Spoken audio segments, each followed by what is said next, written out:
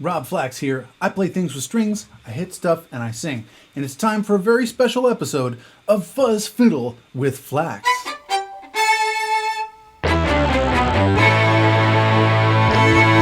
Bit of a backstory. In 2019, I was on tour. You know, remember when people did that? I was on tour on the West Coast, performing for the first time as a solo artist in Seattle. I rented a car to get around Seattle. I returned the car a day before I was gonna fly back. Wouldn't you know it, there happened to be a music shop very close to the rental car return spot. So I thought, well, I've got a little bit of time to kill.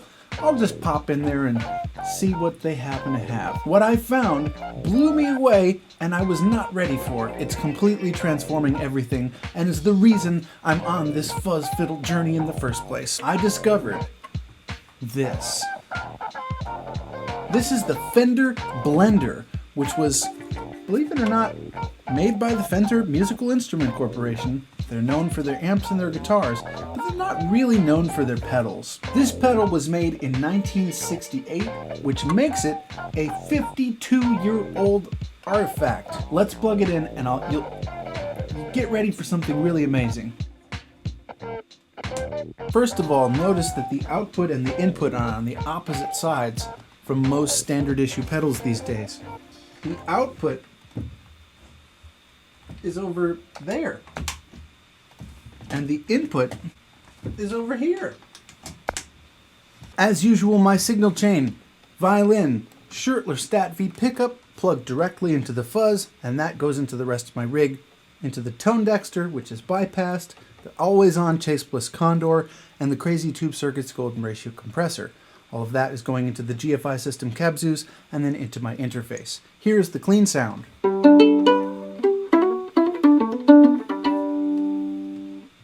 The microphone's on still. Here's the clean sound.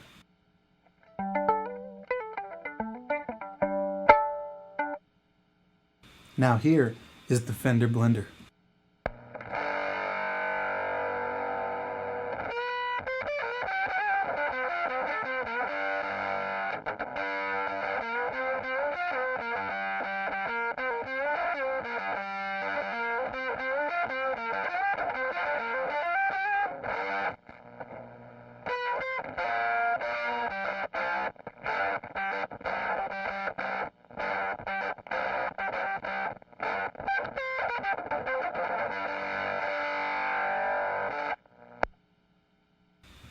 Holy cannoli, right?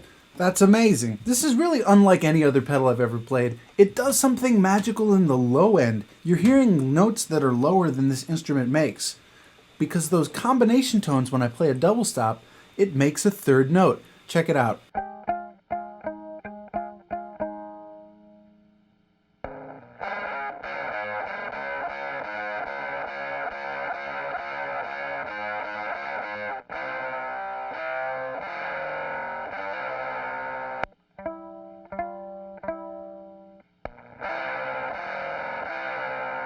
Those are called combination tones. I've sometimes seen them called sum tones and difference tones. When you play two notes, the destructive interference of the waves actually creates a third note. If you listen very closely, you can hear this, and this is how violinists tune their fifths. They listen to make sure that the beating goes away. When you have a fuzz pedal, it's taking any input signal and slamming it to the roof, making it extra double loud, which means that this otherwise very soft combination tone now is audible. So when I play, for example, A flat and F, the third tone that forms is a D flat. It makes a perfect triad when you stack them all together. All of a sudden, sixths become magical. Check it out. Can you hear it? So that opens up a whole can of worms. All of a sudden you can do counterpoint and write melodies for those beats and combination tones. One of the reasons guitarists don't think about that so much is because the frets on their instrument limit their intonational precision. You cannot play that major sixth just right to get that combination tone to be in tune if you've got frets that make it even tempered sixth. It just doesn't sound the same. I would plug in the guitar and show you, but I'm just lazy. Take my word for it. It's better to not have frets. Then you can do stuff like this.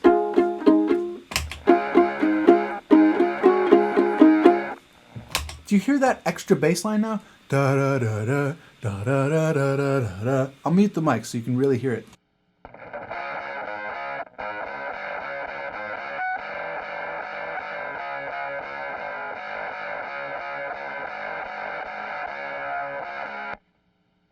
So I'm really excited to explore that, but we haven't even talked about the controls on this beast. There are 4 knobs. There's volume, sustain, tone, and blend. The blend is where the Fender Blender gets its name. In theory, you can dial this back and still hear a nice mixture of your clean signal and the fuzz sound. In practice, when you turn the blend down from all the way up, it tends to have a drop in signal level. Check it out, it's kind of cool.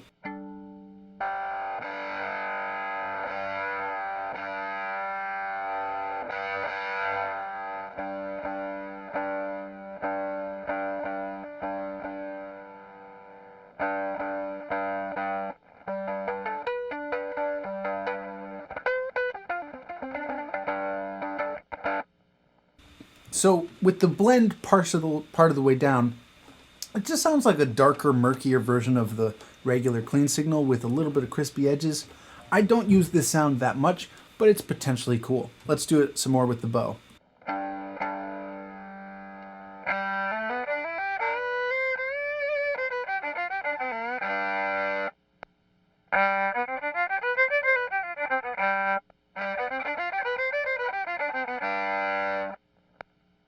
So just a little bit of grit. That's kind of cool. I think it sings and really shines more though with the blend most, if not all of the way up. Let's put it to about 8.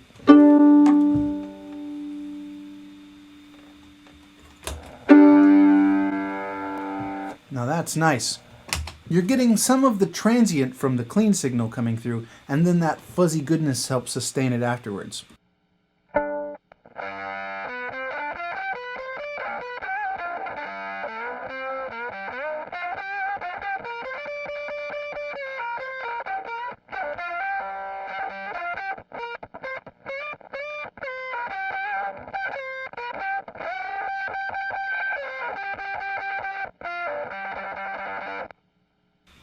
An astute listener who was listening for those combination tones might have noticed something else interesting happening, and that is there's an octave up. Yes, this is an octave up fuzz. It has a little bit of the harmonic. So when I'm playing the note G, you're hearing a little bit of this G.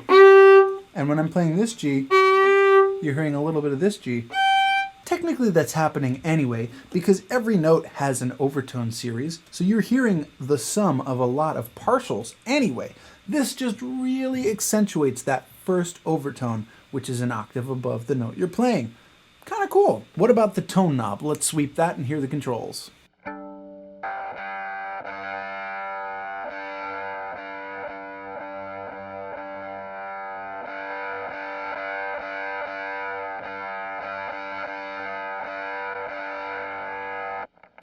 I think that's the sweet spot.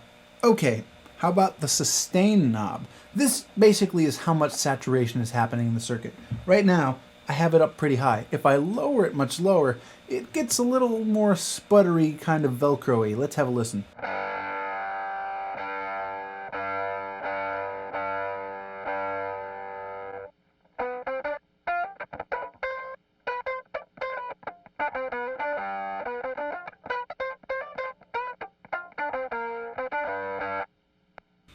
Now that could be really creative and useful if you have a sustain device. So my bow is going to provide the sustain knob does not, and it gives me a different flavor.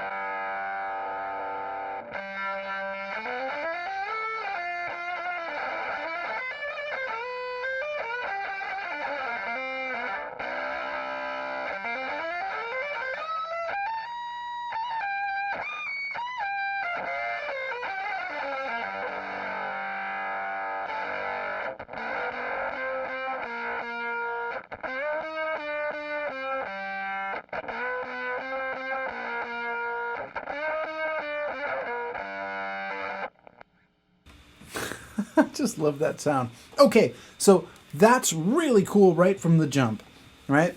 The sustain does some interesting things with the saturation. My hunch, based on my other fuzz experience, for example, the Hawaiian Pizza Fuzz from Caroline Guitar Company, they're controlling some of the voltage. Another control that's not explicitly labeled as such sometimes is the bias control. I don't understand what bias is, I'm not an electrician. It's probably some combination of voltage and bias that's giving it more sustain.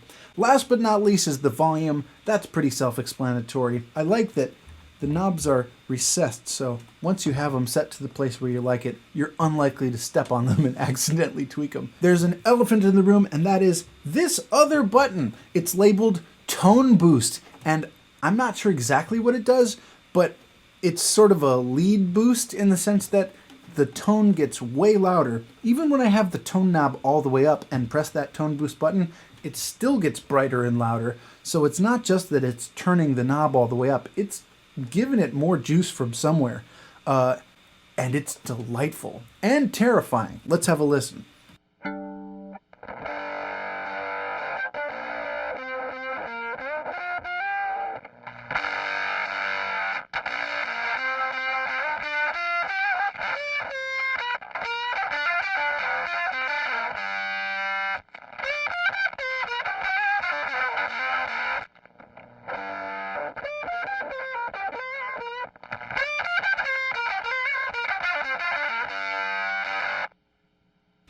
Really aggressive, just bright, harsh, biting. Now I'm listening to that and going, it's so harsh that it's just right for a mix.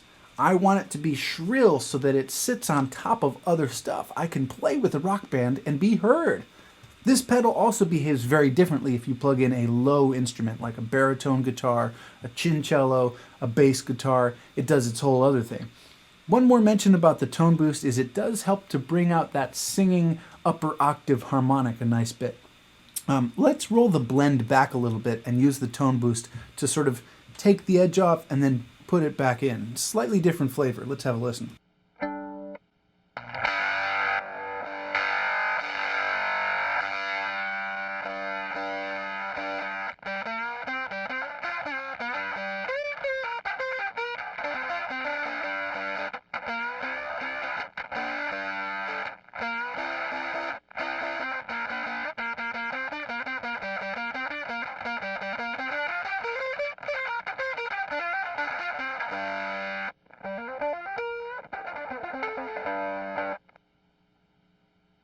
See, once you go Tone Boost, you just can't go back. My ears are so desensitized to the non-boosted flavor that I'm like, where'd it go? It got lost in the mix. Let me bring it back up so that the regular flavor, pre-Tone Boost, is pretty aggressive. I'm going to bring the blend back. That's nice and stinging and biting. That's nice. So then, the Tone Boost is a extra sort of nuclear option when you still need a little bit more. Okay, let's hear this with the bow.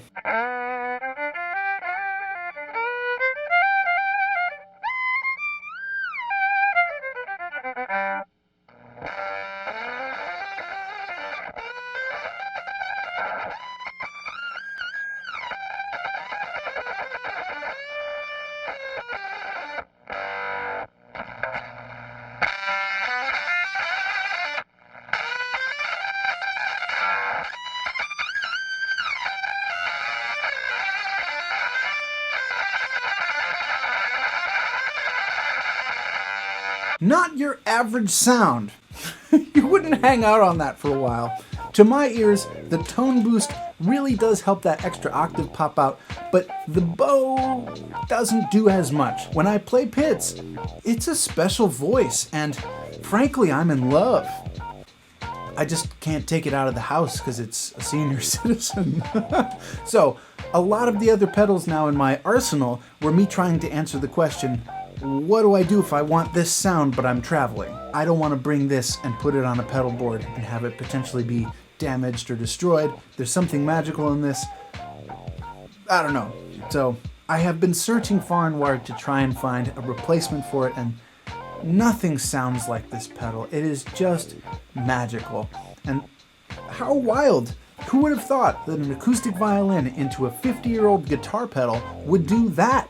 Probably nobody. Nobody who made this, nobody who made this, nobody who made that. That is why I love fuzz so much. So, the next time you're out in the vintage guitar shop, try plugging into some pedals. You never know. Once again, thanks for watching. I hope you enjoyed this. If you've got a great vintage fuzz find, leave a comment below and let me know. If you enjoyed this video, click that like button. If you want more fuzz videos, please subscribe to the channel and ring the bell so you get notifications when there's more fuzzy goodness on the way. Thank you as always to my supporters on Patreon. You make this possible, and I will see you in the next one. Bye.